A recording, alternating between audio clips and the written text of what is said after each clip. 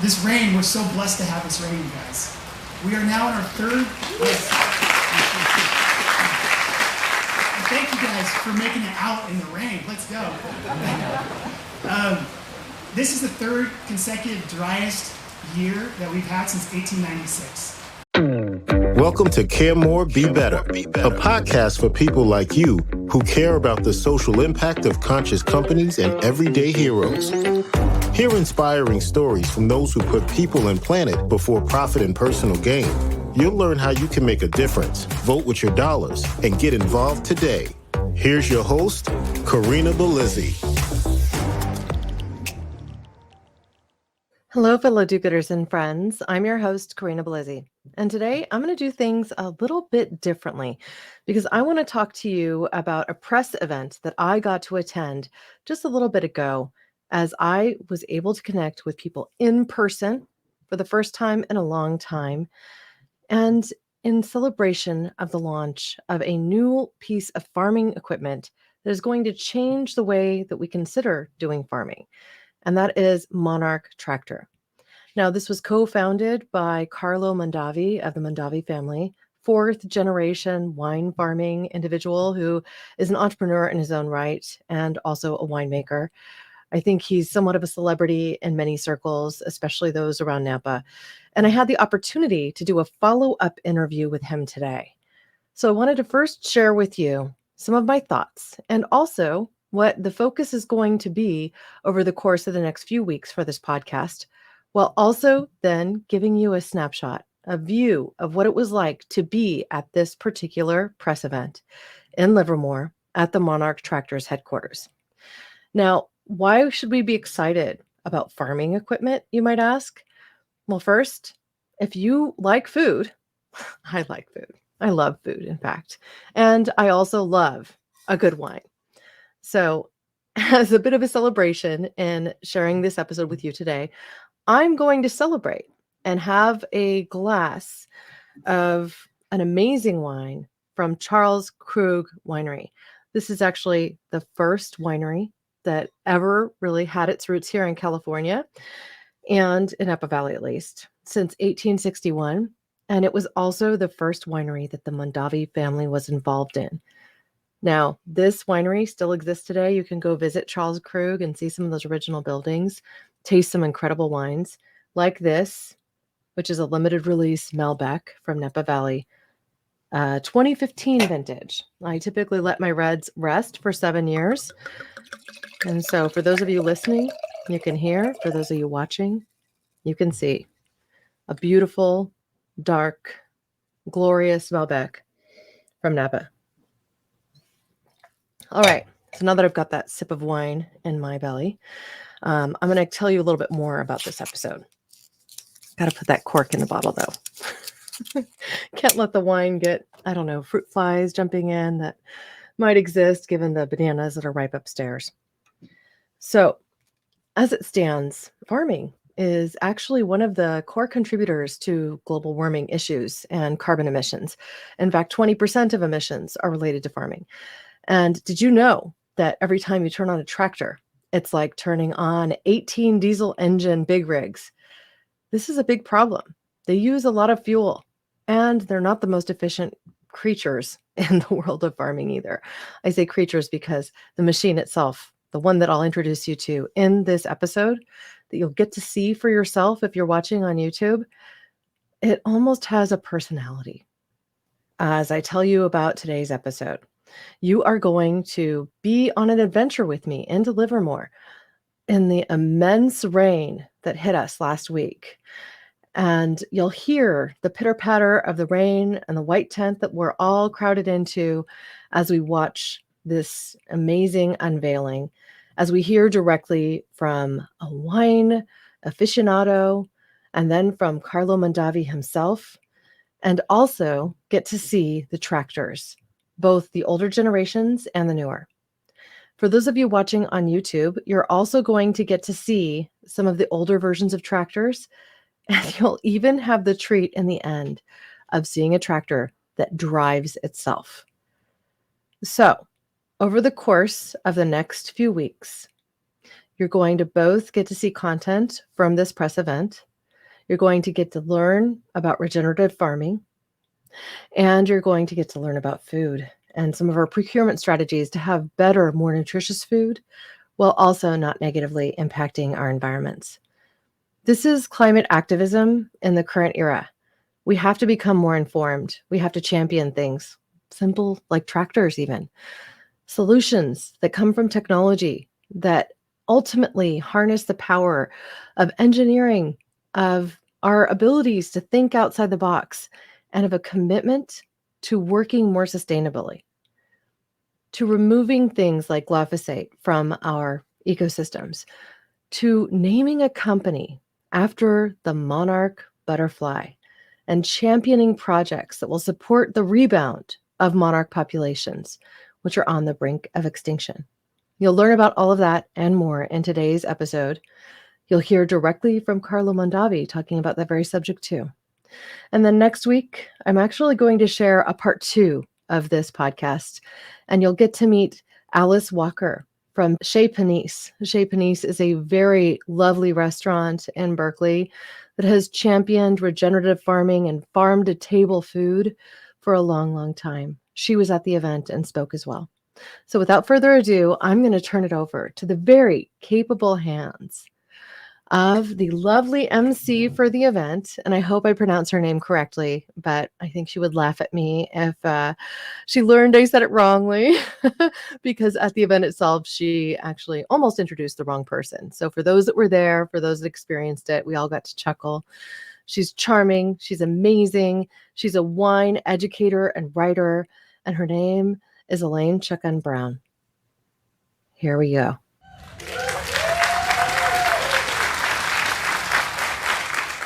Welcome, everyone. My name is Elaine Chukan Brown. I'm a wine writer and global wine educator, and I'm going to say the thing you're not supposed to say at these events, which is that I am feeling emotional. This is a big deal. And to get a room full of farmers, media, investors, researchers, designers, engineers, all together for this occasion is a historic moment.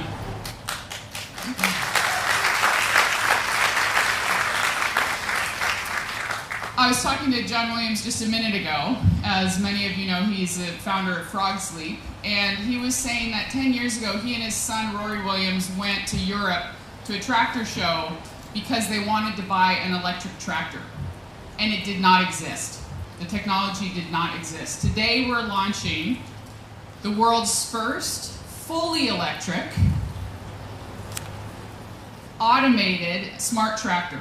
Driver optional smart tractor. Again, this is a historic moment. Bringing all of these technologies together in one machine is truly incredible, and we have the chance to respond to climate change, to respond as part of climate action through how we farm, and by bringing the technology that we need into the equipment that we use.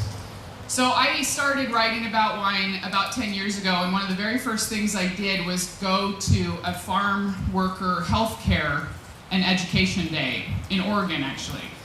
And at the time, it just seemed like the obvious thing to do, that if I was going to write properly about wine, I needed to understand how it was farmed and who did the work to make that happen. And the truth is, what I found out was that magazines weren't interested in farming and farmers at the time. That the writing about wine was fully focused on lifestyle and what was in the bottle itself. And I'm pleased to say that I continue to focus on farming and trying to understand sustainability as well through my career. And today, magazines are clamoring for these kinds of articles. And that's part of why we also have media here today to focus on technology, on how we can help the farm workers and the farmers to scale up. I'm also really excited to say that even though I happen to focus on wine, what we are representing today is a movement in dairy, in nuts, in orchard fruits, in row crops, and in wine, in all crops. This is a change that can revolutionize farming altogether. One of the things that's truly incredible about this project, Monarch Tractor, is that it brings together world-leading experts in robotics, in automation, people that could have gone into and actually have had successful careers in aerospace, in engineering of all sorts. Bringing all of these things together in one machine is truly incredible. And one of the things that I asked us to speak about today is why a tractor?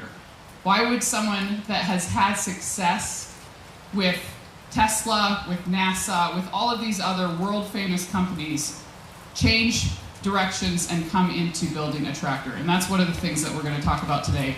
I'm thrilled about that. So to get us started, I'd like to introduce Carlo Mondavi. He's, besides being a celebrity, he's also a co-founder and the chief farming officer of Monarch Tractor. He's a fourth-generation farmer from the Mondavi family who's had an incredible impact on bringing world attention to the quality possible from California. And he actually was also a co-founder of the Monarch Challenge, which he's going to talk a little bit about today, which is the namesake of Monarch Tractor. He's also the co-founder, co-owner of Raen Winery and a partner in Continuum, and I'm thrilled to invite Carlo up today to get us started. This brilliant technology company. I'm a farmer and a winemaker first. My family's been farming now in this beautiful state, in this beautiful country, for just over 100 years. My great-grandfather, Cesare, and my great-grandmother, Rosa, got us into the wine business when they immigrated from Italy. My grandfather, Robert, took us to the next level. My uncle Michael, who is here, my father Tim, my aunt Marcy, continue to rise. And I thought that I would talk, because we measure climate in wine. When we enjoy a great bottle of wine, we talk about the site, we talk about the team, the domain, and then we talk about the variable. The variable is climate. Was it a good year? Was it a challenging year? Did it rain all growing season? Were you able to ripen your fruit? Was it too hot? When you look at wine, we perspire acidity through the cell wall of the grape. So hot years, less acidity, more sunlight transfers to more photosynthesis equals richer, riper wines. Cooler years, you retain acidity. You don't get as much photosynthetic energy, leaner, crunchier, fresher, more vibrant wines. And so I thought it'd be fun to break up my family's 100 years into 3 different eras and talk about the climate impact of those 3 eras. So the first era is while my family was at Charles Crew. And just a little bit before, from 1919 to 1966, and just before that, in 1883, the very first coal power plant was built, the Edison in London. And later on that decade, the very first combustion engine automobile was built, the Carl Benz from the Mercedes-Benz company, and that began the technology at the time, fossil fuel. So in this era, 50 years, we increased by 20 parts per million roughly.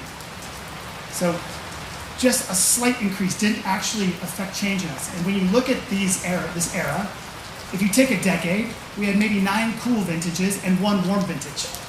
So we would be thrilled about the warm vintage. The next era, while my family was at Robert Mondavi from 1966 until 2004, in this era it's about 40 years, and we increased by 70 parts per million. So 10 years fewer than the previous era, but really a big increase. In this era, it flips. About 9 warm vintages and 1 cool vintage. Climate change was affecting us, but had yet to really, really challenge us. In fact, I would say that this would be the golden era if the previous era was the era of elegance. Really think about the decades of the 80s and the 90s and how beautiful those wines are. And then the era that we're in today, from 2004 until current day, this is the era where my grandfather Robert, my father Tim, my aunt Marcy began Continuum, my uncle Michael began Folio. My brother Dante and I went off on our own, we began Raen. And then my wife is a farmer and a winemaker from Italy. She has a great winery in Barolo. We started a tiny project called Soli della Sorba. In this era, it's about 17 years. And we've increased by 30 parts per million. It's wow, we're now at 420 parts per million as a plant. And when you zoom out and you look at this from a macro perspective, this is 1,000 years. If you were to go back 10,000 years, that line is very, very steady. Very even for the previous, so not the last 100 years, but the 9,900 years before that. And that steady climate allowed for us as humanity to thrive. It allowed for us to grow our civilization and have great reliance on being able to produce foods. And so when you look at this last era I was talking about previously, the era that we're in today, that decade, so if you take since 2012 to current day, we're not having 9 warm vintages and 1 cool vintages, or 9 cool vintages and 1 warm vintage. We're seeing vintages like in 2017 or 2015, where my family lost half of our crop due to drought and poor set. 2017, my family lost 30% of our crop due to wildfire. The wildfires came back in 2020, this time much more catastrophic earlier. Dante and I lost 65% of our crop at Raen, and my family lost 100% of our crop at Continuum. We won't be making a bottle of Continuum in 2020. And then this last vintage, and this rain, we're so blessed to have this rain, you guys. We are now in our third. Yes. Thank you guys for making it out in the rain. Let's go. This is the third consecutive driest year that we've had since 1896. We are in a massive drought, so this rain is much appreciated. This last harvest, my family lost half of our crop due to drought and poor set. So we've had now 4 catastrophic years in a decade. So wine or climate change doesn't just affect the quality of our crop, it affects our ability to have a crop. And it doesn't just affect our crop, it affects our community. This is in the town of Santa Rosa in Sonoma in 2017. 900 homes burnt in a matter of hours. All firefighters could do was literally knock on doors and say, get out. The winds were too fierce, it was too dry and too hot. It was terrifying. So this affects our communities, our friends, our loved ones. My family feels lucky, even though we've lost so much of our crop, we still have our winery, we still have our house. We can't say the same for many of our friends. I want to talk about our planet's biodiversity. Our farmlands are national treasures. And currently, our agricultural landscape makes up 20% of our planet's greenhouse gas emissions and 50% of our planet's inhabitable land, and uses 70% of our water resources. When you think about that, look at California, for example. California is 100 million acres of land, of which 43 million of those acres are farmland. So what we put into our soils and what we do on our farmland affects everything. And today, as it stands, we use roughly 9 billion pounds of pesticides and 100 million tons of fertilizers. The most alarming thing about this number is the 5 billion pounds of herbicides. It's the one thing where you can have 100% reduction by mowing, or tilling, or crimping, or whatever fancy way you like to cut the grass, or you can use 100% by being able to spray a chemical. And so along my journey, prior to beginning Monarch Tractor with my brilliant co-founders and this incredible team that we have, I started a challenge called the Monarch Challenge. And the Monarch Challenge was to create awareness within the farming community about these dangerous chemicals in agriculture. Because I know one thing that unites the most conventional farmer and the most organic farmer.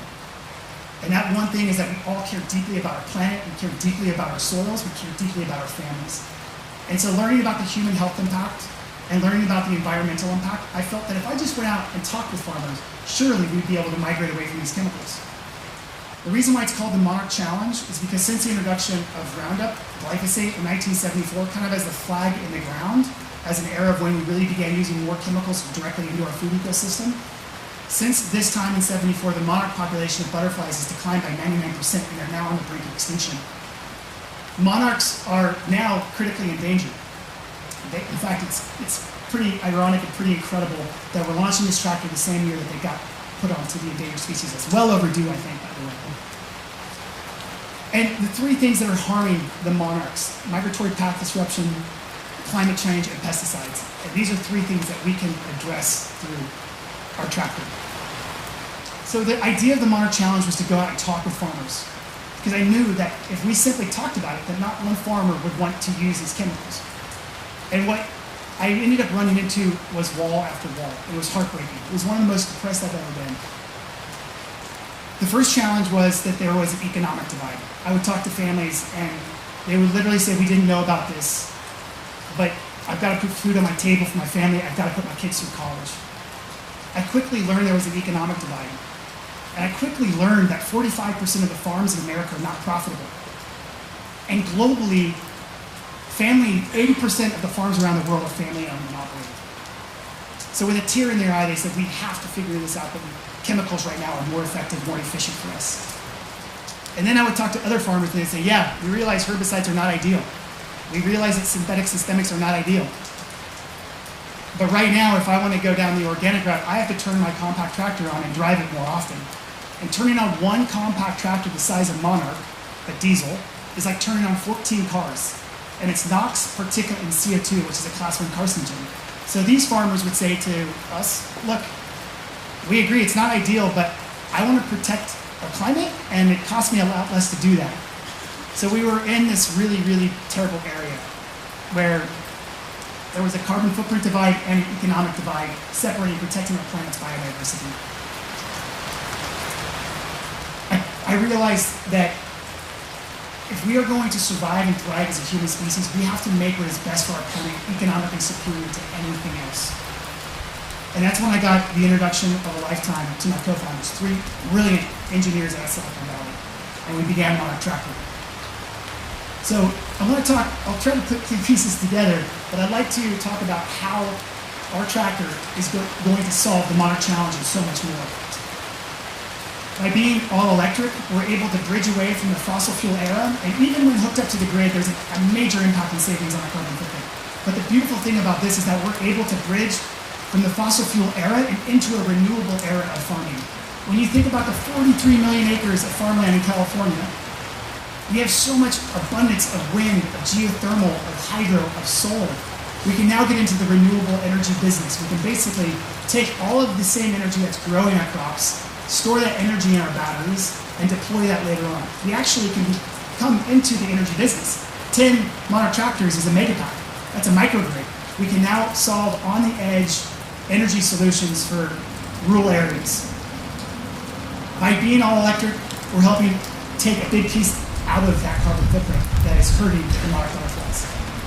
Driver optional, the tractor is just like a normal tractor. You can get in it and you can drive it. Except it has twice the torque, it's all electric, so it's much smoother than diesel, and it's not loud and polluted. But it's also autonomous. By the way, it also has all the same hookups. So on the back end, your PTO, your 3-point hitch, your hydraulic pump. So it marries our implement yard as we have it today. It fits perfectly in. By being autonomous, there's 2 major factors here. The first is that it takes us as farmers out of the most dangerous place on the farm, which is in the tractor seat. Even spraying organic chemicals, you have to wear a hazmat suit. And doing that 6, 7, 8 hours a day is very, very, very laborious and very difficult. So it allows for us to elevate ourselves and become fleet managers away from even these organic chemical sprays, period. The other piece is that by being autonomous, so every single winter, the monarchs begin to congregate out on the coast. They're congregating right now. And they form these kaleidoscopes where they basically quasi-hibernate. And then in the spring, when all the grasses are growing and this rain has been absorbed and flowers are popping and all the other cocoons and insects are starting to come to life and the baby birds are being born, we have a decision to make as farmers. How are we going to deal with these grasses? Are we going to mow these grasses? Are we going to crimp the grasses? Are we going to till them? Or are we going to spray herbicide? The exciting thing about being autonomous is now you can go out and be more detailed. You can mow as much as you need to mow without the economic divide or the carbon footprint divide. On top of that, just as a little sidebar, since the Russia-Ukraine war, Roundup, glyphosate, has gone from $25 a gallon to $75 a gallon. All the fertilizers, all these petrol-based chemicals have absolutely tripled in cost, if not more. So it's becoming cost prohibitive. I have a friend who has a farm, about 4,500 acres in Lodi. We calculate that he spends about $2.2 million a year on herbicide. $2.2 million a year. By being able to be autonomous, we save him from that chemical. We save our soils from that chemical. We save our planet's biodiversity and the health from that chemical. And so as the monarchs make their way into their migratory path, they're no longer being hit with all those herbicides that are being sprayed in spring. This is a big deal. Thank you so much for joining me on this journey today. The reality is I just sat here and watched everything that you watched again. And I feel like every time I even listen to the work that I do, I learn something new. I'm excited to share next week with you the work of Alice Walker. The fact that she is working in initiatives that will ultimately put great organic food in the bellies of school children from coast to coast. These are audacious goals. They're things that we each put our passion, our love, our fire into. I do this through my podcast, but each of us has the ability to change our local environments, to make an impact. All we have to do is really start. Just take that first step. Choose something that we're passionate about, that we want to see follow through. And then, like me, you might be able to have a positive effect, like convincing your local community to make composting easier for all of those individuals who live in your zip code. I'm encouraged. I'm excited. I feel like 2023 is going to be a great year of progress. And so I'm looking forward to diving deep with you and talking more about regenerative farming, being able to introduce you to Carlo in a more personal way as I interview him on the podcast, and also be able to come back and reflect on some of the earlier guests I've had on the 2 podcasts I host. You'll get to know John Rulak, who has an incredible amount of work under his belt in the regenerative farming arena. He actually was the executive producer on that movie, Kiss the Ground, that dove into regenerative agriculture. So you'll get to meet him. And there's a few more surprises in store for you yet. So with that, I just want to say I hope everyone's having an amazing holiday. I hope that our prayers for rain and ends of droughts will actually produce some results for us, and that you won't be disrupted this holiday season, that you'll stay healthy and strong and able to care a little bit more so that together we can create that better future. Thank you now and always for being a part of this podcast, this pod, and this community. Because together we really can do so much more. We can care more, we can be better, we can even regenerate Earth. Thank you. Thanks for listening to Care More, Be Better, a podcast for social good.